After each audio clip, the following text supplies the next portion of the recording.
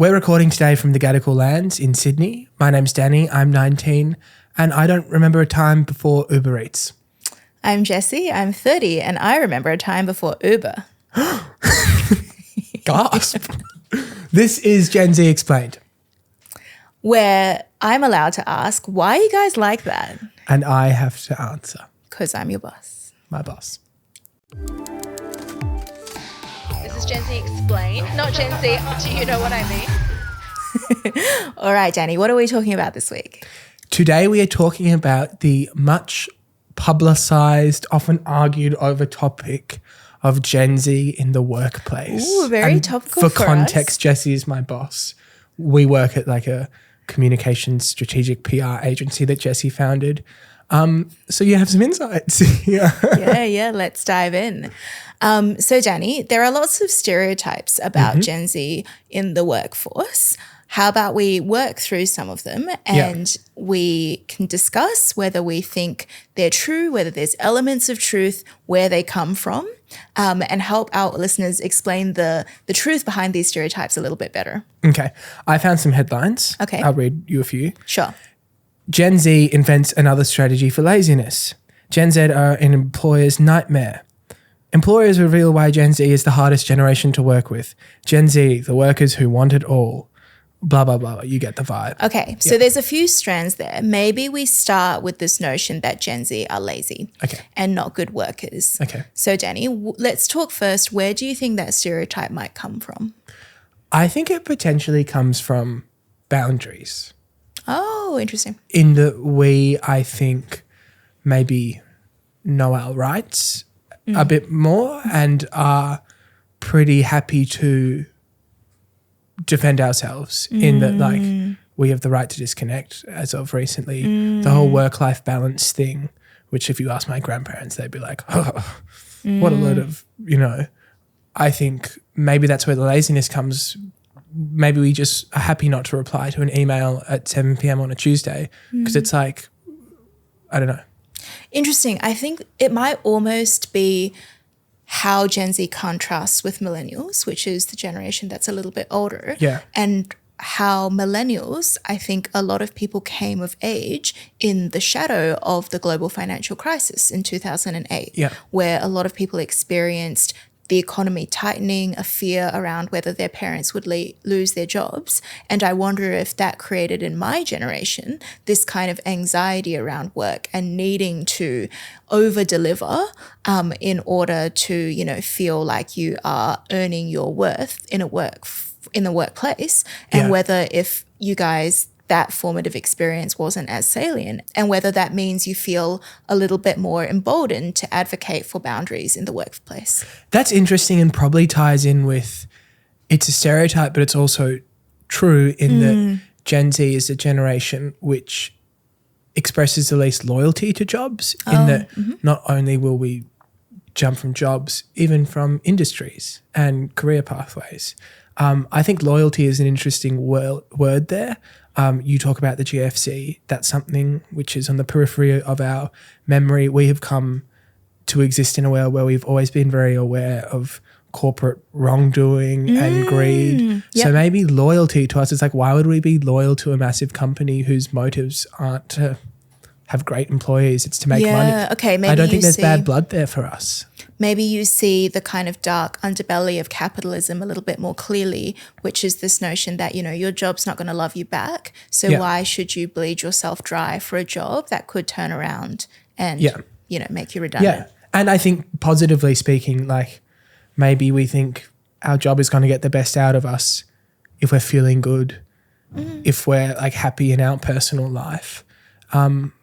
I don't know, my sister's just got a job working 4 days a week. And when she told my dad, he was shocked. But it's great. And I think in places where they've tried that, workers can be more efficient. Well, because we have 3 Gen Z interns, yourself, Victoria and Angus, and I don't think you guys are lazy. I think you guys have contributed a huge amount, and I'm not just saying that. But what advice might you give millennial or Gen X managers about how to get the best out of their Gen Z juniors if they are struggling to, get good output from them. I think that working differently isn't necessarily working worse. So yesterday in the office, I had to read a document. Jessy's novel that she's written. Yeah. Yesterday in the office, I had to read a document. So I took my shoes off and lay on the couch downstairs and read it. And one of the guys who's in the co-working space walked by and was like, kids these days or something like that. Right, okay. And so while that might look lazy, it's the same output. Yeah.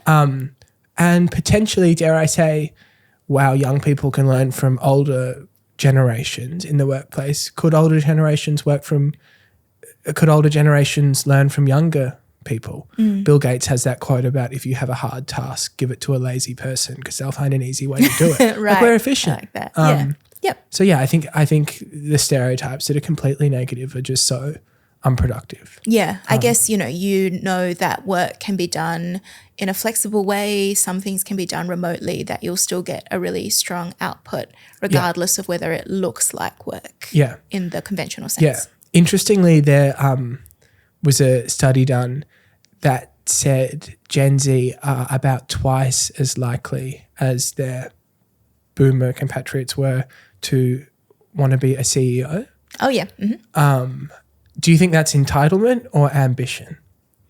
Is it good or bad? Yeah. Well, I think that seeing that a corporate is not somebody who's going to take care of you and love you back and know that there is always going to be a gap between the value of your labor and how much you receive from it until you own the asset that you're working for. Yeah. I think that's kind of actually a degree of clarity, which is really good. Yeah. So I think this notion of wanting to own, the output of your own labor, feeling emboldened to be a creator on YouTube and just make your revenue through that, freelance in different ways, sell your work directly to the client rather than, via a big consulting house where you're only getting 20% of the value of what the client is paying your company to. I think that's smart, right? I like that. But I do think that some millennials or, some managers of Gen Z may feel that Gen Z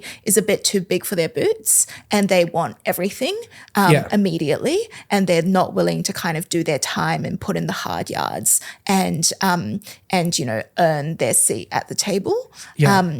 What do you think? What do you think of that mentality? I think that whole big for their boots, do the hard yards, you hear that sort of conjecture a lot. Mm-hmm. And I wonder if that's, what's the term, the cycle of bullying or something like that, because people have themselves had to put in the hard yards. And well, they should too. Yeah. Maybe it's just you're jealous that we are having such a great time. But how do you think that cycle got broken? How do you think Gen Z decided, no, actually, I don't have to follow this kind of conventional dogma. I can find some smart ways to accelerate my career? I think just in the way that all the other sort of big social changes that have happened in the past decades through gradual activism, which then became more mainstream, which then was legislated or whatever. Mm-hmm. And it probably came in terms of maternity leave and then the 4-day work week and places stuff like that. Mm-hmm. And maybe it was made more applicable because people realised it didn't actually affect output too much. What do you think? Yeah, I have a theory so I remember that there was a survey done people around my age about what was the career they wanted the most. And historically it had been kind of the professions, lawyer, doctor, firefighter. One survey that was done for people my age and a little bit younger is that the most desired profession was actually YouTuber. So I think people growing up, in the kind of 2000s, saw YouTubers start to basically run their own businesses and grow those businesses into quite legitimate entities that employed multiple people, that was able to kind of increase the production value. And they saw these people getting wealthy off it as well. So I remember in my day, it was like Ryan Higa, so Niga Higa on YouTube, Wong Fu Productions, Michelle Pham was a beauty influencer, the Phil DeFranco show, he covered the news every day. But I saw those teams get larger and larger. Marcus Brownlee, which is MKBHD, tech reviewer who is very... none of these Yeah. So I think this is maybe Gen Zs who are a little bit older than you. But coming up in this era where you saw people just take life into their own hands and make their own living without biding their time and working for like a video agency or whatever it is, perhaps that inspired that entrepreneurialism in this generation. Yeah. Moving to a different stereotype then, and this is something Vic, who's our 23-year-old producer and one of the former interns, we were talking about. We promoted her, we didn't fire her. Yeah, she's dead now. Jessy killed her. Whoa. We were talking about overthinking. I think like all that stuff like Gen Z's lazy, that's dumb. But maybe one of our weaknesses is that I don't know, because like if we send you something and you reply, this is great, we'll like go to our chat, the three of us, and be like, she didn't add like an exclamation mark. Do you actually? Yes. Sorry. Is that too much? Okay. Not me, the others do.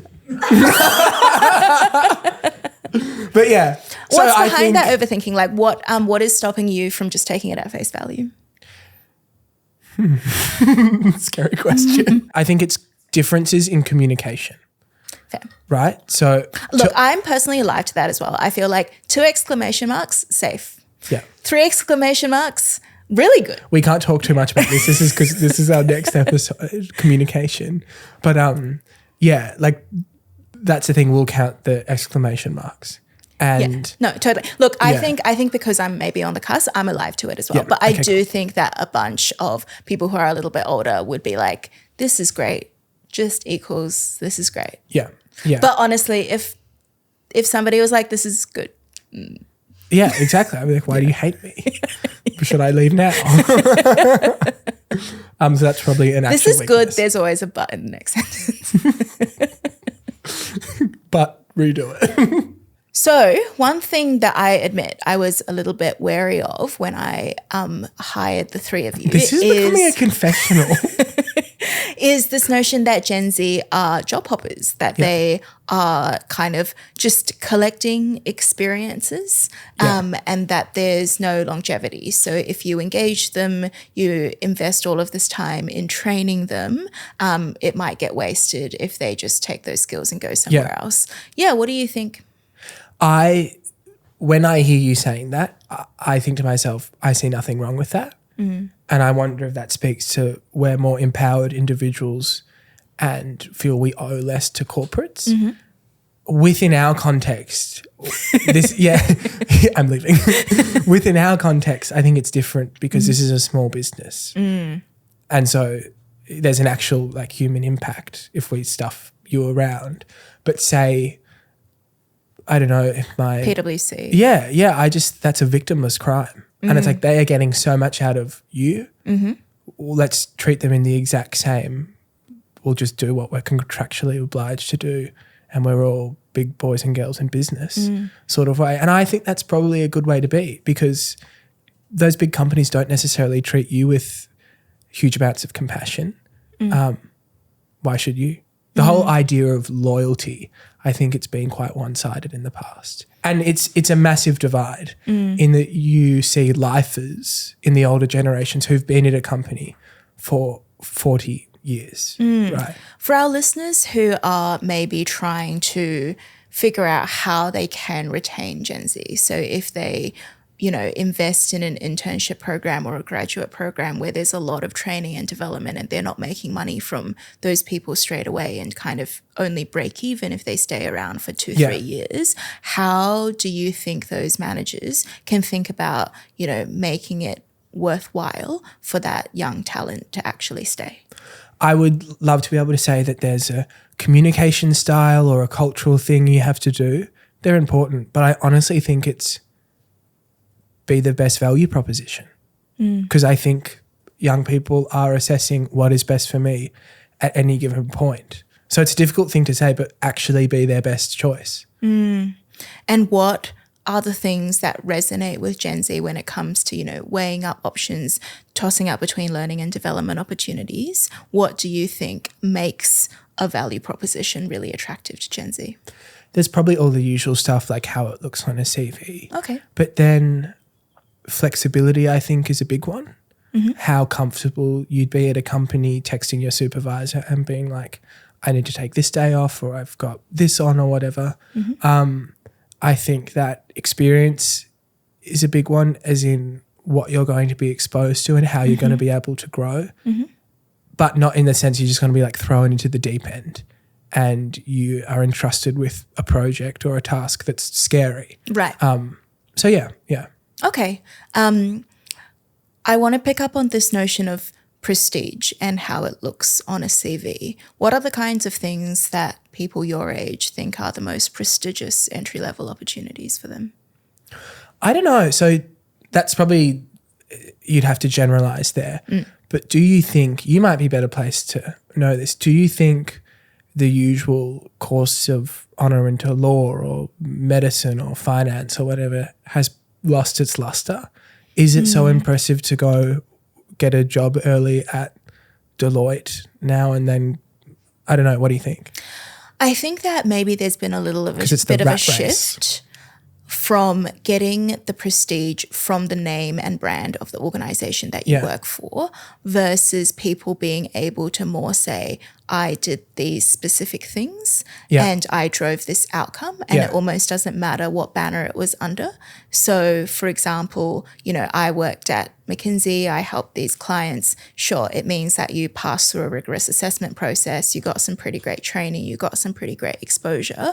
But if somebody's like, I actually started my own business, you know, e-commerce, selling this thing, importing it from China, you know, all of my own digital marketing, all of my own like PR, inventory, I learned that full stack of skills. I think that would also carry a lot of weight and actually signal, oh, wow, this person's highly agentic. They know how to teach themselves. They know how to figure it out. So I think there's maybe less of a reliance these days on only being able to achieve something impressive in your CV through working for something that's impressive. You can kind of go out and show the world what you're capable of because there's just so many tools available on the internet. And it's more as accessible. An example. To help you do that. Yeah.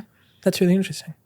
One thing that I've heard some people moan about is that Gen Zs have a lack of professionalism in the workplace, that they use Gen Z slang, that they, you know, dress in a really casual way, that they are less kind of respectful of professional settings and the decorum. What do you think of that? I think it is the same pragmatism being shown. I think there's an awareness that if we come to work in a hoodie rather than a tie, unless maybe it's client-facing work you're doing, the job you do is unaltered. Equally, if you're in the like Slack group chat saying to your 40-year-old manager, Dale, this serves, well done. It's the same as saying, congratulations, Dale, full stop. Yes. Very good job. And maybe it's also, that is our generational personality and we're not going to let corporate life quash that out of us. Sorry, boomers.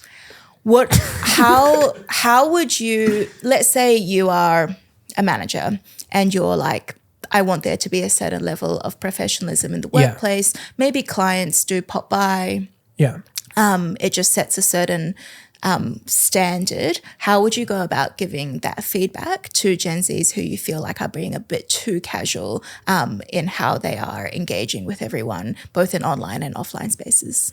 I think, you know how you have to give dogs medicine? You put the pill like in peanut butter. Okay. Maybe take a screenshot of some cool movie, Ocean's 11 of them all in suits, and be like, this is the vibe for this week, guys. Right, okay. Yeah. Deceive them. Well, episode 3 will all be about how Gen Zs Speak communicate. it in their language. So tune into that one. Yeah. Nice. So what do you think of these stereotypes? Are any of them true? Yeah, look, I think, we've explained that there's truth behind each of them. I think the bigger question is it good? Like, is it perfectly okay to be casual in the workplace, to be a job hopper, if you will, to be a little bit entitled to, assert your boundaries before you've come in and you've proven that you are a really valuable asset? I think that if the question is how do you be effective in your career, how do you actually be recognized as somebody who has a lot of potential and who can rise to the challenge of increased responsibility, I think there is also a benefit in Gen Zs trying to understand where managers might be coming from when they complain about these stereotypes. So I think around, job hopping, this notion that an employer has to constantly audition for you, it might mean that they're like, well, you know what, like they're not really that valuable when they start. When they come in, they actually aren't ready to do the job. I have to invest 6 months of training and development to get them there. And I need some reciprocity from them for that they're not going to immediately leave after I deliver it. So I think there needs to be some kind of, give both ways, where Gen Zs try to understand why some of these stereotypes might be giving managers pause about them and adjust their behavior so they're not just thinking in the short term, what are the things that serve them, but in the longer term, how can they engage with the workplace in a way that leads to great outcomes for both them and the people they work for. I see what you're saying, and I think individually speaking, that's probably a good niche for a young person who wants to succeed to recognize they can stand out in that way. Equally though, I think if you have the power, which my generation seems to have more of because we do job hop, why relinquish it to our corporate overlords? I'm really curious to get your thoughts on this. How do you feel coming into the workforce and being at that kind of entry level at a time where AI is getting better and better at knowledge work? Do you think Gen Zs feel anxiety about their job opportunities being taken up by AI? I think this is part of the job hopping thing. Right. Because we know our future will have so many different jobs, probably so many different careers and industries as these productivity gains massively change what the workforce looks like. So yeah, I'm terrified by it, especially the other day you were saying, maybe I shouldn't say this, but you were like, we'll get an AI in to do this, this and this. And we were like, that is our job description. Oh man, the scripture. So yeah, it's scary. It affects everyone. And I think across all humans, there's like a distrust or a suspicion of robots. But the future is so unknown. I personally console myself by thinking there'll always be an appetite for, say in the media, knowing that something is written by a person, not a robot, or whatever industry. But yeah, it's fucking terrifying. And please don't replace us. But that's a good example of the job hopping and the loyalty. Like, we're going to get the most out of you because we could be replaced by a robot. That's really interesting. All right, should we jump to our weekly question from the audience? Yes. Today we have a question asking, why do Gen Z dress like their parents? Fascinating. Okay, I think this means 80s. Yeah, why baggy are we dressing jeans. how they used to dress? Why are low-rise jeans, chunky jewellery, all these old trends coming back into style? Because what's really interesting to me is Gen Zs think the kinds of things that millennials wore in the 2000s are just the most cringe looks you could possibly imagine, right? Like skinny we like jeans. Y2K, but yeah, not skinny jeans. Skinny jeans, like those like kind of floral little tops with the lace, crossbody bags. What's the aesthetic, like fall girl, like in a like tartan cardigan with like a peach iced latte? Yeah, so whatever, you guys hate spice. that aesthetic, which is kind of, the kind of thing I would have worn as a teenager. Yeah. But then you guys are dressing the way that your parents' generation dressed. Why? I think these fashion trends that our parents might be like, what the hell, they're so ugly. I think they're coming back because of nostalgia and because maybe there's this subconscious yearning for simpler times, what we think is simpler times. Right. There's this interesting statistic that more than half of people under 24 wish they didn't grow up with social media. Wow. Or with certain social media apps.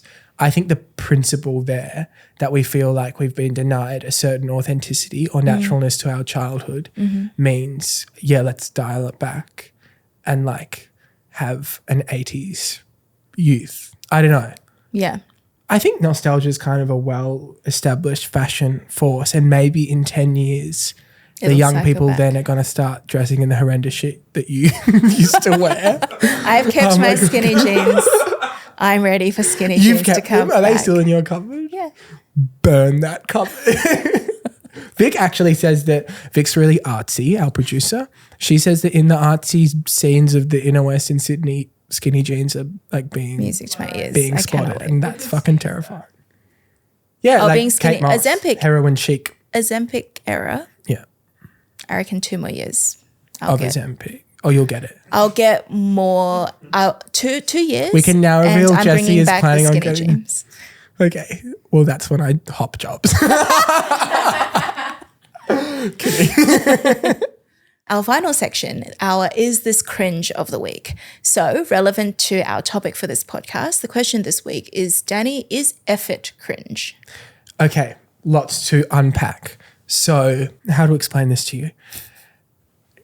The effortless vibes, say an Instagram feed. If you go on someone's Instagram feed and it's like candid photos and a mirror photo with like disheveled hair or a photo of their breakfast with maybe a cigarette, like stuff that looks like in real life they were like, that's cool, I'll take a photo, I don't care. Yeah.